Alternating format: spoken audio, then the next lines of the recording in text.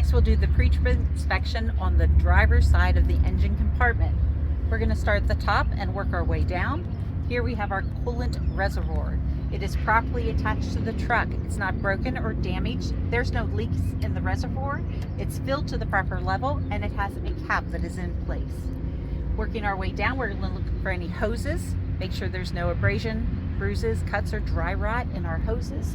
None of the hoses are leaking and they're properly attached at both ends with the hardware and clamps in place.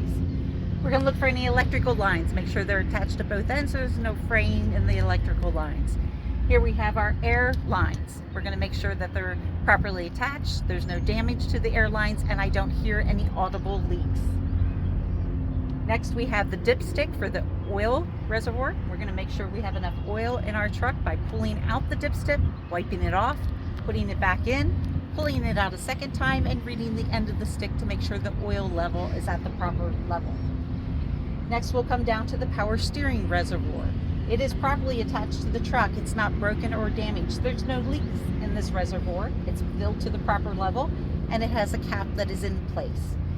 The hose that's coming out of the reservoir and going into the steering gearbox, there's no abrasion, cuts, or dry rot on the hose itself. It's not leaking and the clamps are in place.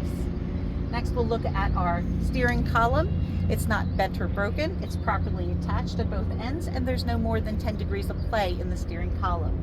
Leads us to our steering gearbox, which is properly attached to the frame with all of its hardware.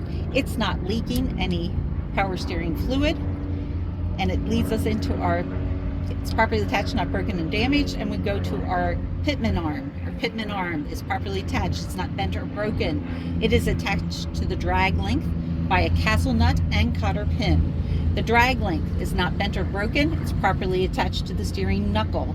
Steering knuckle is properly attached to the drag length with a castle nut and cotter pin, and everything in my steering linkage is properly attached, not bent, broken, or damaged. This will lead us into the suspension system where we have springs, leaf springs. They're properly attached. They're not bent, broken, or damaged. There are none that are missing. They're attached to the axle with the U-bolts. 2 U-bolts are properly in place, not bent, broken, or damaged, and they have the bolts on the bottom, keeping them secure. Our springs themselves are attached to the spring mounts. The hangers underneath, the springs are attached into the hanger properly, not bent, broken, or damaged, and the mounts themselves are properly attached to the frame of the truck. We have spring mounts in the front and spring mounts in the back that are properly attached, not broken or damaged.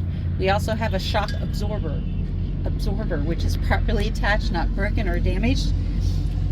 It's not leaking and it's not damaged in any way.